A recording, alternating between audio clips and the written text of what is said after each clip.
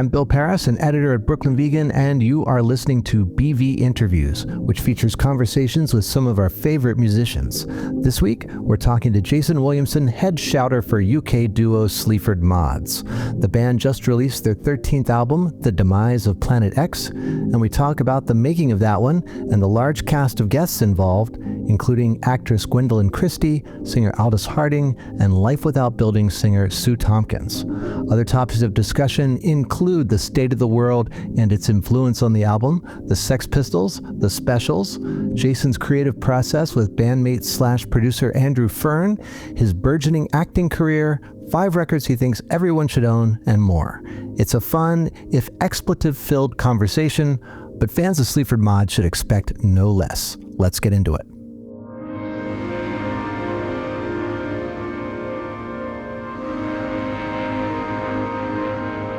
I'm very excited this week to have as our guest Jason Williamson of Sleaford Mods. Woo!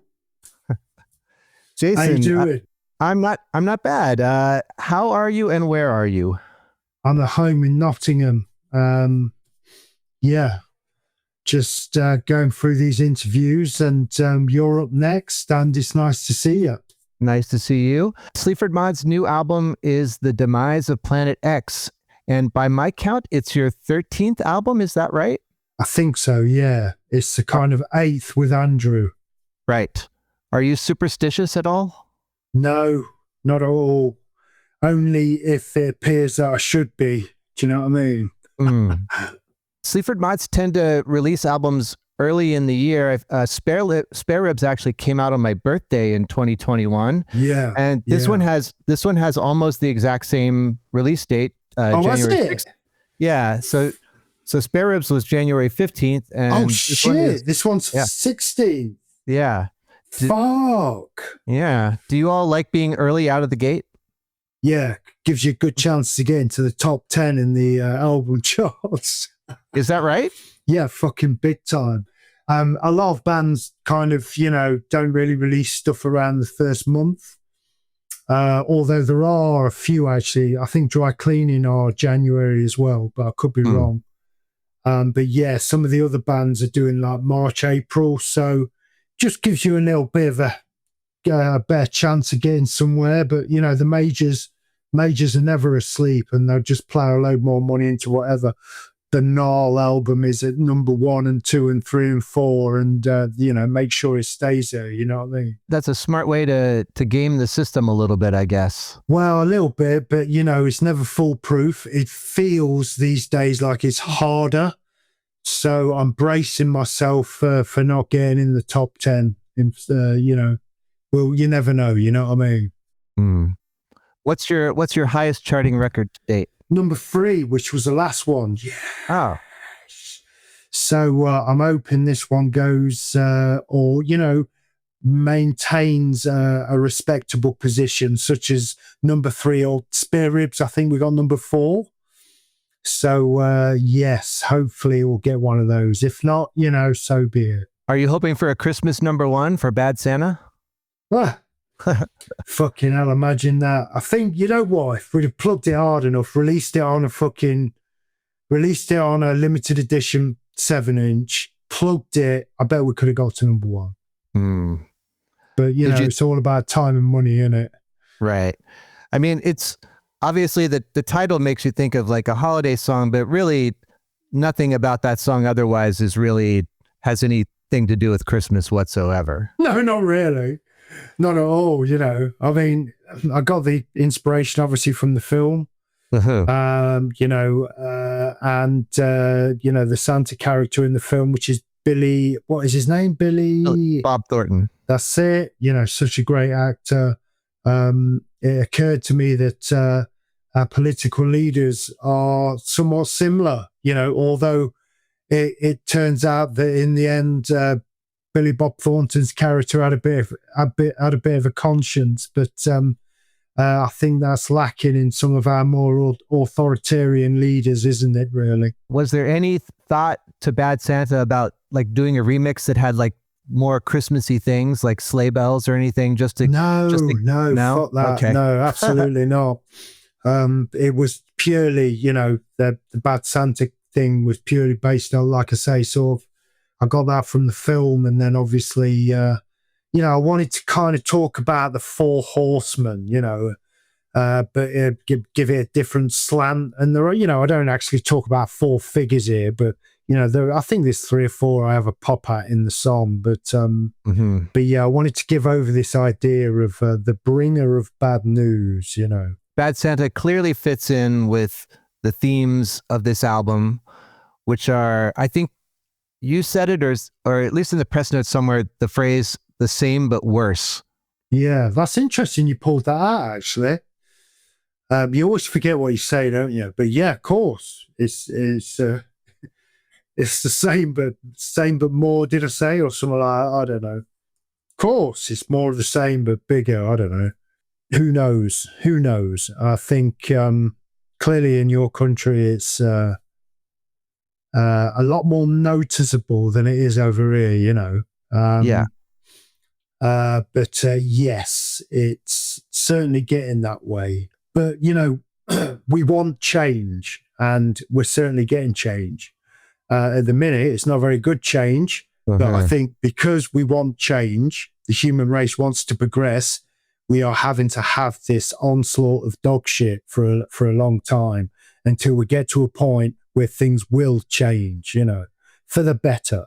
And I believe they will, but at the minute, no. Over here, at least, it almost feels like a Bond villain is in charge.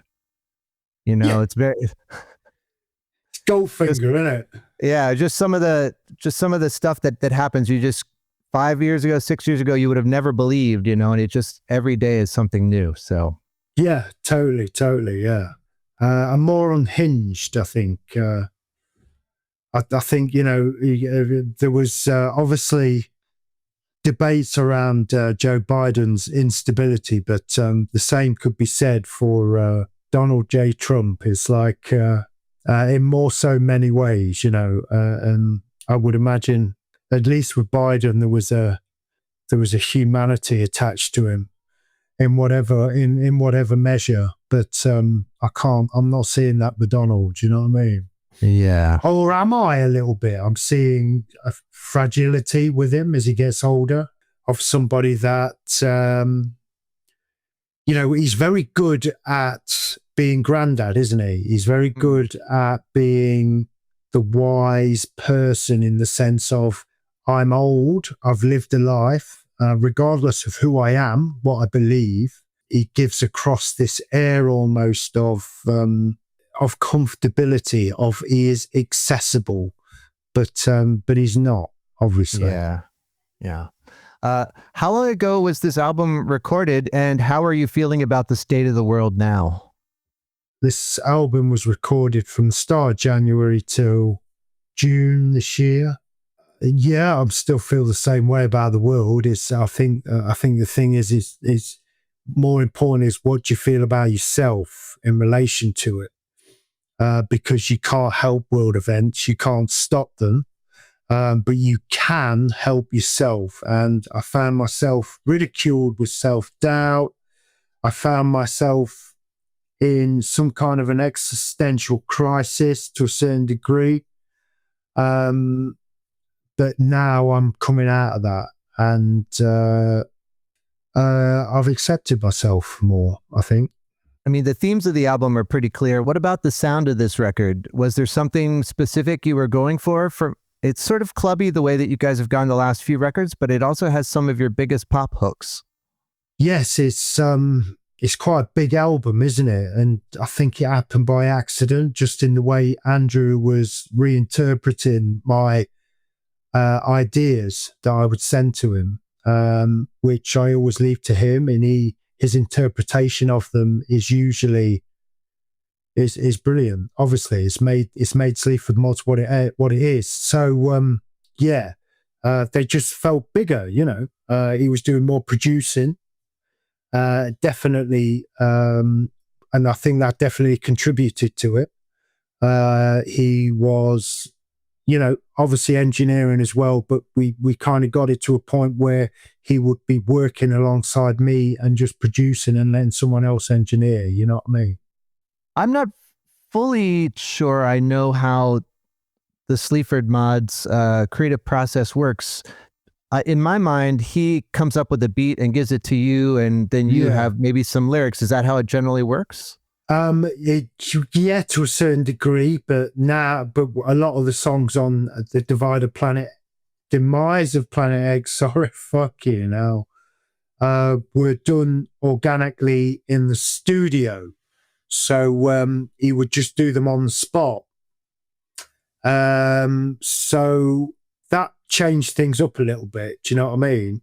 It made the way it made the way he did them more different. I don't know why. Probably just the improvisation side of it changed things up. Who knows?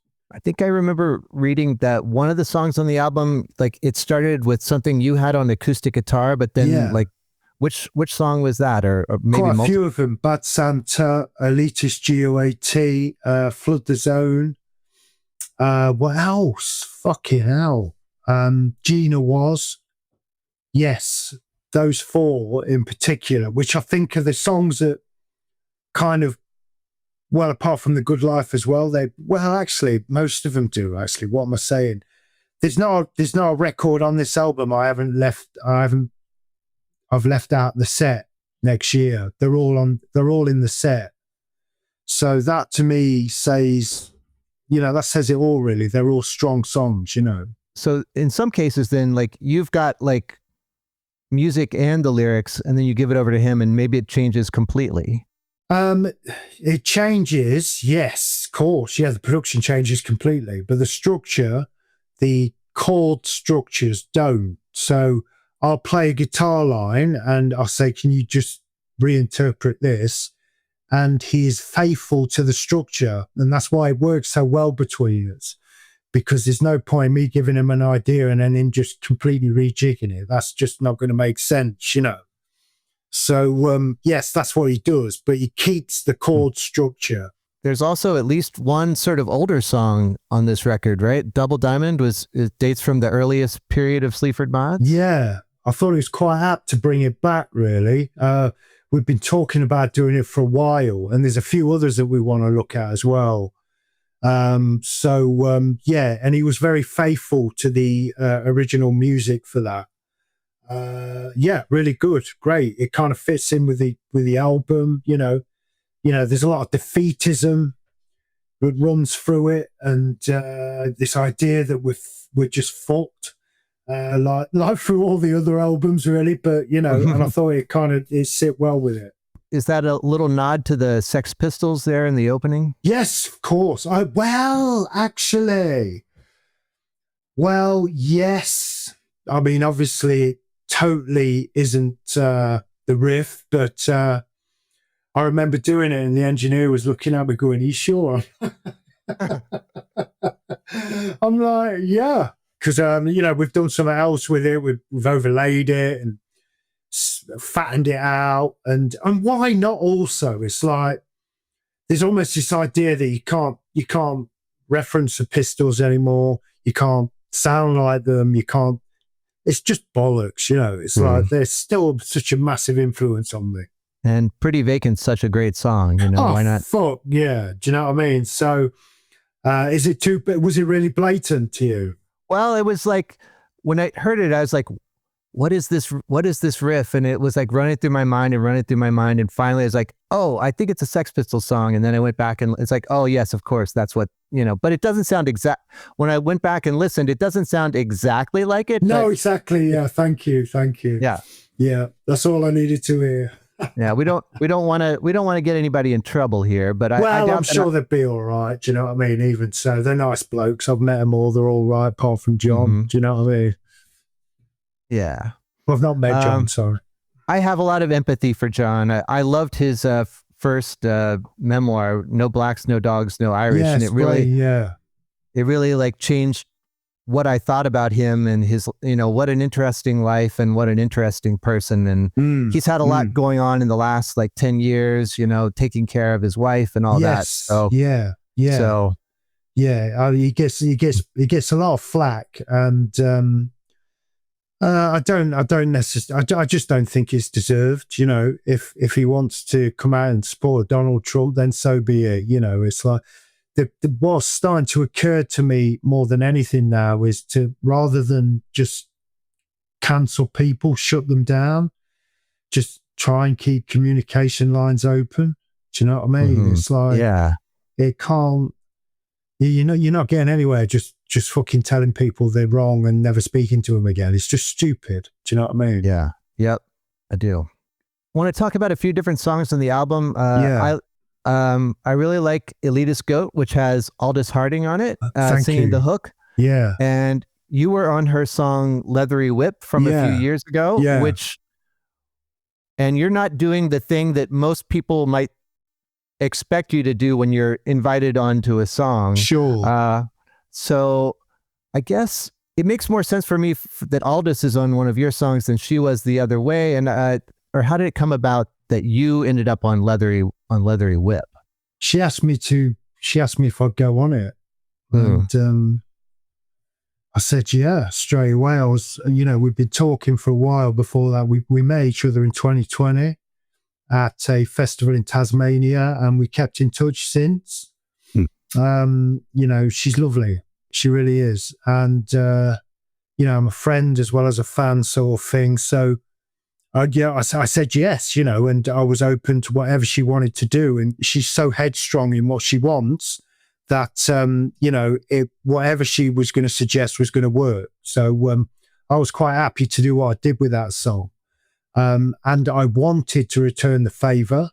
It wasn't so much a favour, but I wanted to work with her on a Sleaford song, but it was just finding the right one. And Elitist GOAT was, as I've said earlier, I wrote that on guitar, sent it to Andrew, but I couldn't nail that chorus, that hook. I just didn't sound very good on it. So it occurred to me that she would sound really good. And I got in touch with her. Luckily, she was in Bristol in April this year, and we got together and did it. That's probably like the biggest pop song I feel like on the record. That chorus is just so catchy and bouncy. Yeah, it's surprised they didn't release it as a single, to be honest. But there you go. You know what I mean? Do you all not have a say in that at all?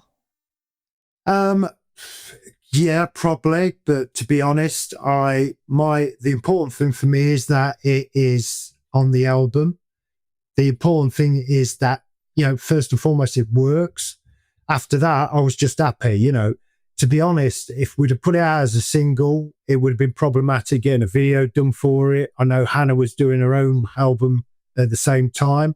I didn't want to bother her with that. Do you know what I mean? So it's kind of good that it's an album track. But saying that, we might be releasing it in January, but we'll see what happens. As far as Leathery Whip, you have a extremely good track record of your collabs on other people's records. It's almost, to me, like a trademark of quality. Baxter Dury, Billy No Mates, Orbital, Scorn. Do you have a favorite of things that you've worked on that wasn't a Sleaford Mods song? Not Scorn. Oh, what's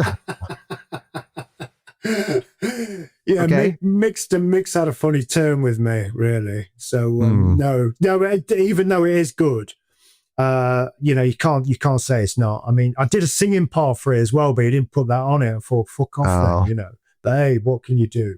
Yeah. But no, they're all, and some of them are. I like all of them, really. Yeah, they're all. The good thing about all this stuff is with collaborations, you listen to them back and you're like, oof, because it's not entirely your song. So it's a hard listen in some respects. But time makes the collaborations a lot better, I think. If you have a photograph of yourself and you look at it straight away and you're like, oh God, I look terrible. 3 years later down the line, it pops up on your phone. You're like, oh, fuck, I look all right. It's a bit like that. Do you know what I mean? I particularly like Dirty Rat. Dirty Rat, yes, it's great. Them lads, Paul and Paul and Phil know what they're doing. Yeah. So yeah, that is really good. Yeah.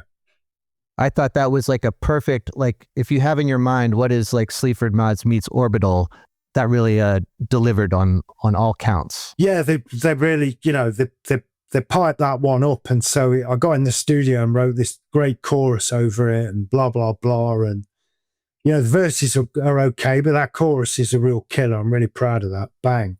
So there are a couple of unexpected collaborators on the Death of Planet X. Let's talk about The Good Life, which features what I have to say is like an all-in verse from Gwendoline Christie. Like she Woo! killed. She goes.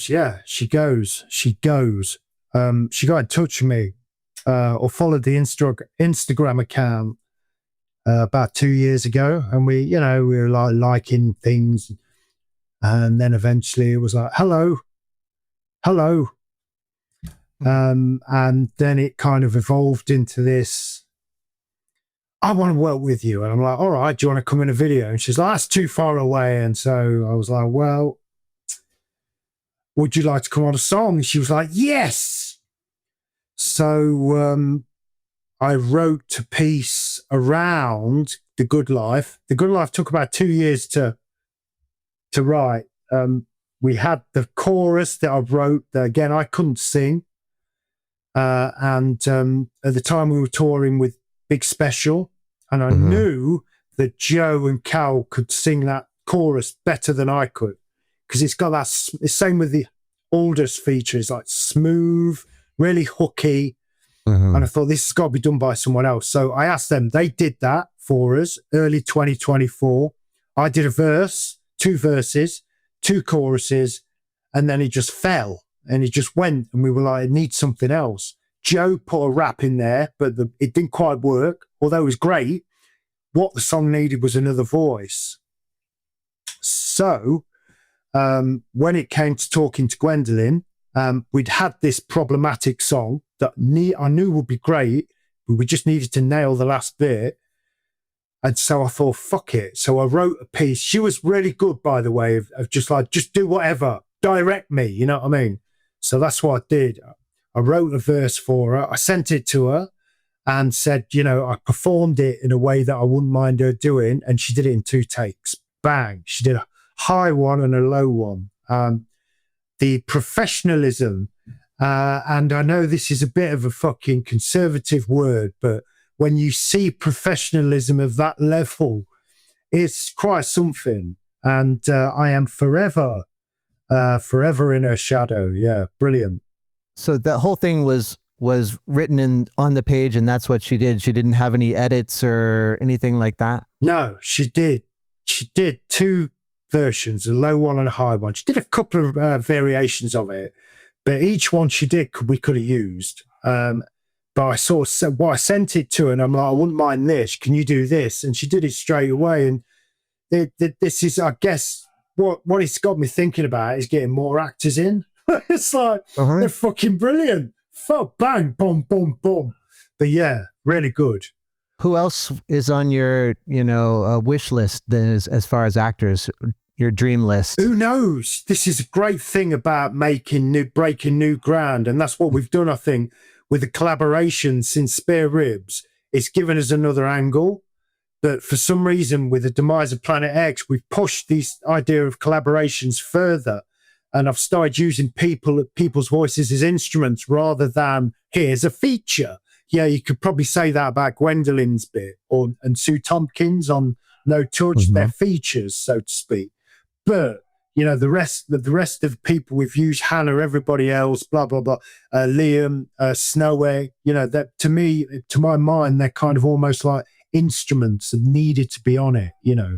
Gwendoline is almost borderline scary on that song. Like when she sings like the crashed upon the rocks part, like to me, I don't know, that like is like frightening in a way. Yes. Yeah. I mean, this is the thing, isn't it? This is years and years of film and TV work and theatre work and everything she does in the arena of high fashion, she was made for this kind of stuff, you know what I mean? You mentioned this before, but the second and maybe the most surprising feature on this record is you got Sue Tompkins from Life Without Buildings, who hasn't really done much in the musical world since they released their one album back in like 2000 or 2001. Yeah. Were you familiar with Life Without Buildings from back in the day? No, Jeanette Lee suggested we give it a listen, Jeanette Lee, like label head of Rough Trade, right? That's the one, yeah. She was like, look, have you heard of Sue Tompkins? I'm like, no. And she's like, you want to check this out? And send this link over. And because we were just like, oh, who else can we use? I just couldn't believe how good a voice was. It's like, oh, fuck. And, this was like 2001, but I was like, oh, she's still going to have that voice clear. So I got a number and she just agreed to do it straight away. Wow. We had an hour-long phone call and she's like, I'm a really big fan. She's brilliant, Sue is. And almost like, she's kind of up there as well. She's just got all this experience, all this sort of modesty about herself. And yes, she's this completely talented person, just brilliant, So I think she's looking to get back into stuff, but we'll see what happens, isn't it? Were any of these collaborations, were they in the studio with you at all, or was it just strictly like they sent you back things? Yeah, Gwendoline came to Abbey Road. We did a session in there with her, and then we did a session at Invader Studios with Sue Tompkins and with Aldous Harding. And Liam Bailey came to Invader. Snowy the Rapper just sent the track through. We did that remotely. So yes, all of those ones were, most of them were done in the studio. It must have been something to both Gwendoline and Sue, like, I don't know, to watch them in the booth, like, do what they do, Oh, fuck, yeah, fucking great, man. Yeah, Sue had a cold on the day, but I thought that added to it, you know what I mean? Mm. And she was just great, man. She just turned up. I met her. I'd never met her before. We met halfway to the studio. She's like, all right. I'm like, fucking yes. Gwendoline turns up. We got a car sorted out for her. She turned up.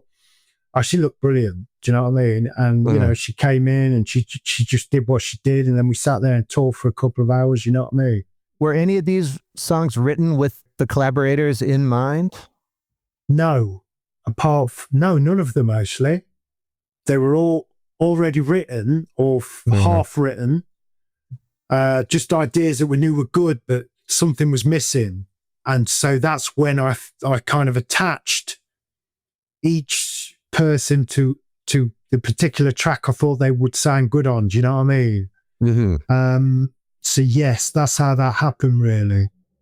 You mentioned Liam Bailey, and I think Flood the Zone might be my favorite song on the record. Woo! Yeah.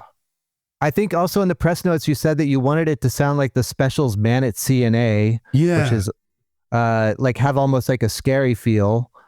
Yeah. It really, when Andrew wrote that, it was just reminding me so much of ska. It was like, fuck, this is ska. This is fucked up. And so I started immediately listening to the beat and the Selectors' first album and Specials too, more Specials, sorry. I just, one day we were listening to it, me and our manager, and I was just like, what about Liam? Should we get Liam on it? I'm massive fan of his last album. Mm-hmm. Fucking brilliant. So I just got in touch. He said yes straight away, you know what I mean? So he came down to Bristol. Initially, we put quite a lot in there of his vocal, but it soon occurred to us that less is more with it. Do you know what I mean? And so we pulled a lot of it back. And so he's kind of occasionally sprinkled throughout, which I think suits the song a lot better. Do you know what I mean? I feel like the Specials and maybe Terry Hall are just a big influence on you guys. Like Tweet, Tweet, Tweet is a very obvious example of that. Yes, of course, yeah. Yes, that you're good influence in the sense of the Specials are the backdrop to my youth, and it's like, these were the bands that I was listening, that were around, that were very, I was an impressionable 11, 12-year-old, do you know what I mean? So, so yes, of course, and then when we toured with the Specials in 2014, it occurred to me that, the connections there were very strong, What was that like touring with the Specials? Yeah, it's great, man. They're a proper original pioneering band, you know what I mean? And seeing them just go up there and do it night after night, still, you know, with all of life's shackles around them, it was inspiring. Did you get to hang out with Terry much? A little bit, you know. Terry's, you know, he was a very complicated person, a very private person. So, yeah, you know, it was more. There was Steve Craddock was on guitar. I saw a lot of Steve, and of course the late Brad, the drummer. Yeah, you know, we'd knock about and we'd have a bit of a laugh. You know, they were lovely people, all of them. You know what I mean? That was definitely one of the saddest losses when Terry died. Man, I was a huge Specials, Fun Boy 3, and even like the Colorfield fan, and that one hit me really hard. Oh, it did me, yeah. Yeah, it was kind of out of the blue, wasn't it? And like, it was very sad. You mentioned that some of the record was recorded at Abbey Road. This is the first time you guys have worked in a proper real deal studio. Is that right? Not really. We've done it before. We've done Invader Studios before. But yeah, generally speaking, we just stick to our studio in Nottingham at JT Saw, which is, you know, it's a legitimate, fully professional studio. Mm-hmm. Yes, I guess this was like, you know, our first venture into sort of traveling around and going to various studios, definitely. What made you want to go to Abbey Road? Well, I got to know Mark, the guy that runs the place. I did an award ceremony with him back in the day, sort of a year ago, photography award. And he offered us some free studio time there. So I took it, you know what I mean? You know, me and Andrew thought it might be an idea to step out of Nottingham for a change. Obviously, there's a lot of history at Abbey Road, but what is it like there as a recording artist? I assume the engineers don't all wear white coats anymore like they used to. No, of course not. No, they don't. You know, yeah. It was great. Abbey Road's a lot like a traditional factory. You know, everyone starts at a certain time in the morning, then breaks for lunch, and the canteen opens, and you've got, you know, you go in there and all of the bands congregate, or the producers, or whatever's going on there, and they eat lunch between 12 and 2. And it does remind you of a factory, definitely, you know. Who else was working there when you were there that you had lunch with, or was nearby at least? Can't remember, actually. Did I say I saw a couple of lads from Muse? I think they were doing some time down there. Who else? Can't remember. There was one or two others, yeah. But you kind of, nobody says, you know, of course, you know, the way it is everyone's just like, oh, hello, you know, nobody's blowing smoke up anybody's arse, you know what I mean? Apart from the cook. How many studios are in Abbey Road? How many rooms? Or I think this studio 1, 2. I don't know. There's a few. There must be about 5 or 6. More than that, probably. We were outside on the newly built one at the side of the building, which was perfect for us. Do you know what I mean? I mentioned this before we started talking on microphone, but Brooklyn Vegan presented Sleaford Mods' first ever U.S. show way back in 2014, which is actually today. We are taping this on December 1st. That show was on December 2nd, 2014. So we're just one day shy of the 11th anniversary of your first ever show. Shit. That's insane, isn't it? Yeah. What do you remember about that show? Somebody threw a pint at me, and then he apparently got beaten up outside, which I felt quite bad about. It's like, you don't need to be getting beaten up about it. Fucking hell. Apparently it was quite rough as well. Like he got quite an intense beating. It's just like, what are you doing? But apart from that, I thought the show was brilliant. I mean, the whole thing was new to us. It was like we had, you know, record labels hanging around in the back and press, and it was just weird. It was like, when did we get to this point, you know? But yeah, it was a great gig, and it was bitterly cold, if I remember rightly. You know, we were staying in a hotel in Brooklyn. It was so cold, and it was my first experience of New York, I think, actually. Oh, I'd not been to New York before that, so it was quite something. Yeah, I won't forget it. You know, I think I can remember me and my wife, we went down to Central, the big train station. What's it called? oh, Grand Central, or Grand Central. That's it. And we hung around there, and you know, it was quite something. the venue, which doesn't have shows anymore. That was an interesting sort of warehousey space. Yes, I don't know if you were... yes, it was. Does that not have shows there anymore? No. Oh. Yeah, I don't know what's going on with that space now, but yeah, they don't have shows there anymore, I don't think. Oh, okay. Yeah, it was really interesting, but we should, you know, in hindsight, we needed to really capitalize and play there more, but we just didn't. It just didn't work out for us that way. Do you know what I mean? Your tour for this album starts in February. Is there anything new to the Sleaford Mods live show since I last saw you at Irving Plaza in 2023? No, not really. Okay. I've probably got a few more moves. That's it. You know, what you see is what you get. I'd like to think that there's a lot more finesse, but probably not. I really enjoyed that Irving Plaza show, and I think that had been the first time you'd played in a couple of years. And yes, there was way more on-stage dancing by you, and especially Andrew, like that time around, and I really loved that. Yeah, he was. He's become a lot more animated, although he's starting to pull it back a little bit now. But yeah, he certainly was a lot more animated, definitely. Have you put any plans in the works for North America?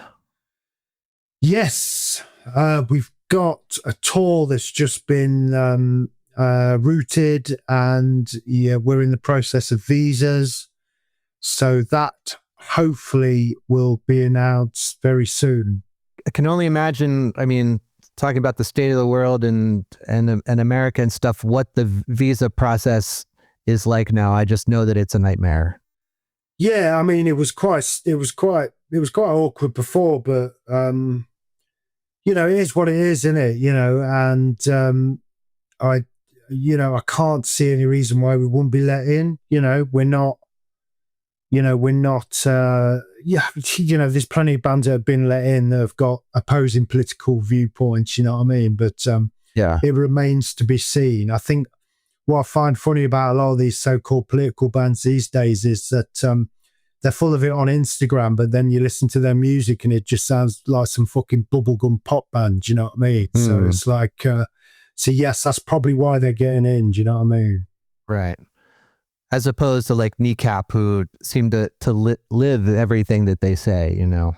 Yes, totally. Now, there is a band that are quite authentic. I'll give them that. Do you know what I mean? It's not totally my bag, not totally my aesthetic, but you can't hold it against them at the minute, you know? Did you see the movie? No, I'm not. Yeah, I'm not bothered. I'm not that bothered. I'll be honest. The kind of movie kind of made them. The album came out just before that, didn't it? So it was interesting how their trajectory went straight up from the film, which was good to see. You can't fault it. You know, that first UK tour they did a couple of years ago, it just went stratospheric after that. Yeah. And you know, they've been around for like 2 or 3 years before that, and there wasn't much movement. So it's interesting how these days some bands are trying to get their voices heard alternatively, you know, not just through the music or through word of mouth, you know what I mean? I will say, like, before the movie came out, they were coming over to America and playing, at least in New York. Like, their shows were sold out and completely wild here. The Brooklyn, Warsaw, or whatever it was, yeah. Mm-hmm. But I think, you know, from where I'm stood, I'm like, that's cool, but, you know, it wasn't, for me, explosive enough.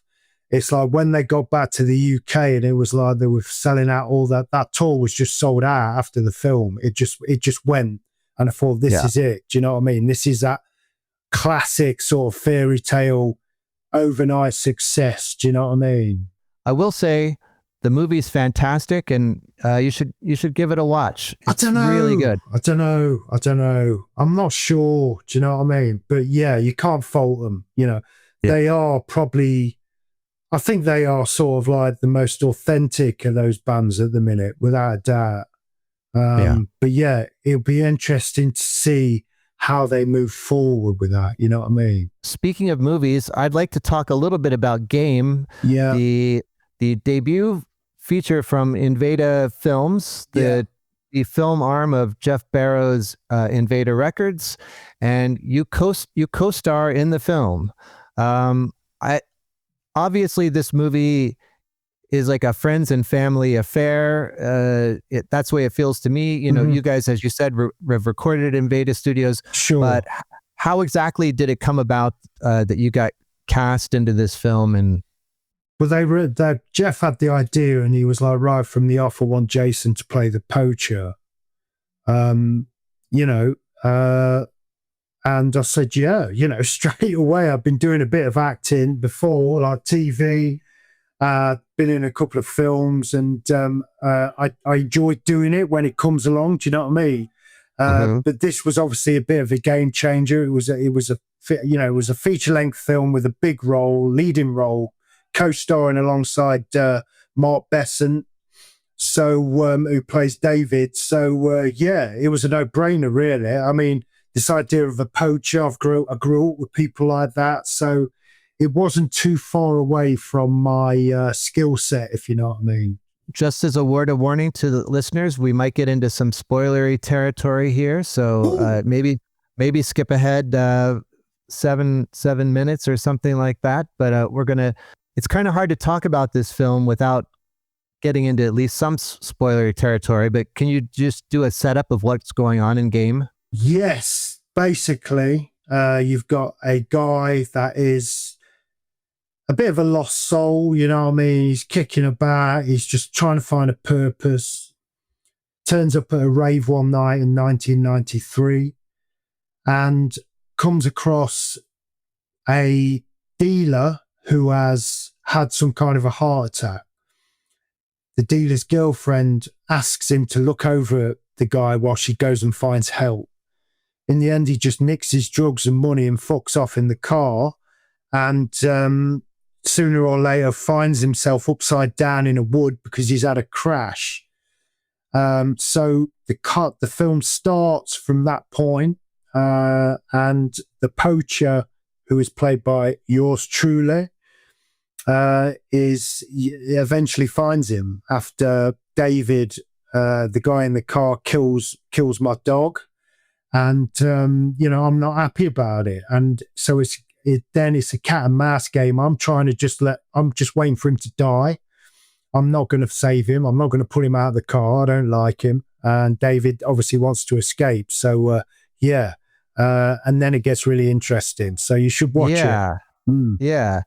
I don't know when it's coming out in America, but you've been touring it almost sort of like roadshow style, where it's like you and Jeff and doing Q&As afterwards. How's that been? Yeah, really good. He's Jeff, John Minton, the director, Rob, co-writer, Mark, obviously, who is my co-star or whatever. It's been good, just like banging heads and traveling up and down the cold country talking about it. You know what I mean? The movie could almost be a play in some ways. Yes, totally. It's very Shakespearean, I thought.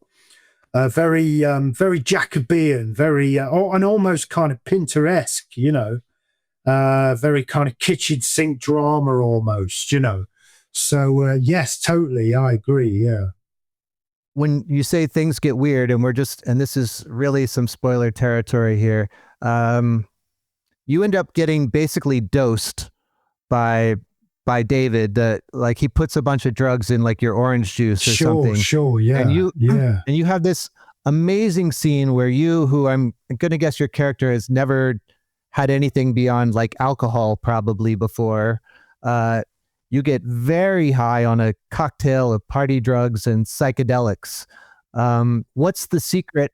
What's the secret to playing someone who is off their face? Well, Jeff said to me, "Oh, how are you going to do it?" And I'm just going to go like this. And you went, "That's perfect." And for listeners, that's just sort of bug-eyed out a little bit. I said, "That's fucking perfect." Yeah, I've had a lot of experience taking drugs, bad drugs, bouts of 2 or 3 day benders, drug dependency, substance abuse, alcoholism, whatever, you know. So this idea of trying to enact that wasn't too far away, and it was just a case of using your imagination and pulling in as much memory as you could of those times, you know. It's interesting really doing stuff like that, because it's like, what happens if a role comes along where I'm completely alien to the character, you know? So that will be a challenge, you know, to try and summon repetitions and movements and mannerisms that ape somebody that I've got no experience of. And this is why acting is such an attractive prospect. But yeah, you know, it was, you know, I guess that's why Jeff cast me, because he saw, you know, he saw a lot of the poacher in me, I guess. There's definitely that sort of menace thing, which at least early on in Sleaford Mods, you had a bit of that, like on stage, I feel like, but the movie takes some surprising turns and it definitely didn't go where I thought it was going to go, even right to the very end. Yes, this is what gets you about it. It's the first bit needs to happen. You know, you've got this mass of space, of silence. You know, there's very little dialogue, and it almost gnaws at you. You know, it's the grind of it all, and then it opens up. You know, the drugs come into play, and there's this chase through the forest, and it completely opens it up, and you just don't know where the fuck it's going. But my thing was, I didn't really care what was unfolding in front of me was so powerful. You know, these lads, they downplay themselves a lot. They're very modest people. You know, oh, we don't know what we're doing. Yes, you do know what you're doing. You know, it speaks volumes. It spoke volumes through Jeff's music projects that he's been in Beak, in Portishead, also in the soundtracks he does with John Minton, his visuals. You know, he's worked with a lot of big names doing visuals, live visuals, videos. Of course, this was going to work. You know, Rob, the scriptwriter. You know, Mark Besson.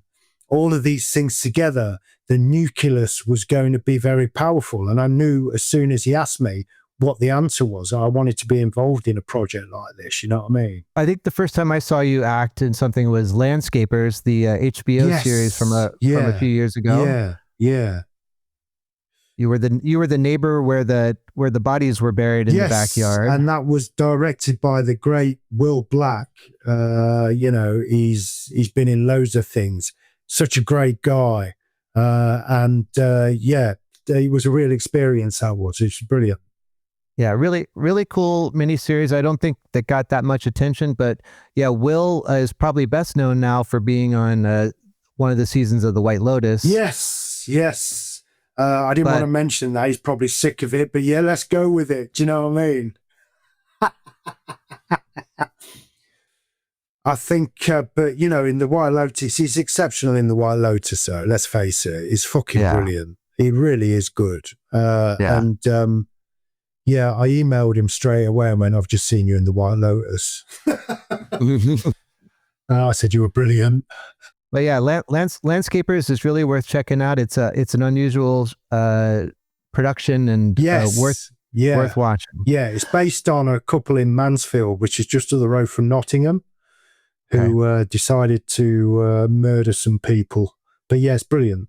You said that you're interested in doing more stuff. Do you have any other acting projects lined up that you can talk about? None. So if anyone wants a mid-50s bitter Englishman in their project, I'm your geezer. All right. Well, luckily, this podcast, our main demographic is casting agents, so this should help you a lot. Oh, that's fantastic. Yeah. Yeah. Yeah, just give us a tinkle, and yeah, I'm your boy, definitely. Nice. All right, I think we're going to wrap this up, but there's a couple questions we sort of like to ask people at the end of the episode. Sure. This is a top of the mind or off the top of your head type thing. Can you give me 5 records that you think everyone should own? Everyone should own. Oh God, yeah, fucking hell. Hold on. Can't remember them off my head. I know. Okay, so everybody should own Amusing the Amazing by Slow Burn. Now, who are they? Slow Burn is the offshoot from Caius of John Garcia. When Caius split up, obviously Josh Homme went on to form Queens of the Stone Age, and John Garcia, the singer, went on to form Slow Burn. Slow Burn only did an EP of 4 tracks. That's it, folks, just 4 tracks. But they are so good. It is brilliant. It's like the ultimate in stoner rock, I think, in some respects. Okay. I will obviously put in there, so I can cover my own arse, that Caius are tremendously influential to me as well, and also Queens of the Stone Age. But yeah, that one to me at the minute sticks out. Currently, I'm listening to Everyone Should Have a Copy of David Gray's White Ladder. Everybody should have a copy of Photek's Modus Operandi. Everybody should have a copy of Stormcock by Roy Harper. And is that 5 or is that 4? I think you got one more to go. Oh, shit. Currently, everybody should have a copy of No Regrets by the Walker Brothers. Is there anything else we should know about you, Sleaford Mods, what's to come, anything like that? Yeah, we're not going away. So, you know, whether you like that or not, that's just how it is. Okay. That's going to do it. Jason. Thank you. This has been a real pleasure. It is. It's been a long time since we've spoken, and it was really nice to hear your voice, and they were great questions. Thank you. Oh, thanks a lot. All right. Have a good rest of your day, and thanks a lot. You take care. Thanks again to Jason Williamson of Sleaford Mods for being on this week's show. Their new album, The Demise of Planet X, is out now on Rough Trade Records. Meanwhile, you should also check out our other podcast, BV Weekly, where my coworkers Dave and Andrew discuss the week's hot button music news, the latest releases, and more. You can also follow Brooklyn Vegan on social media, and if you like this episode, be sure to like, subscribe, write us a review, give us 5 stars, and tell your musically minded friends to listen. Big thanks to our mix engineer Nick Gray and Michael Silverstein for the theme music. I'm Bill Pearis. Thanks for listening.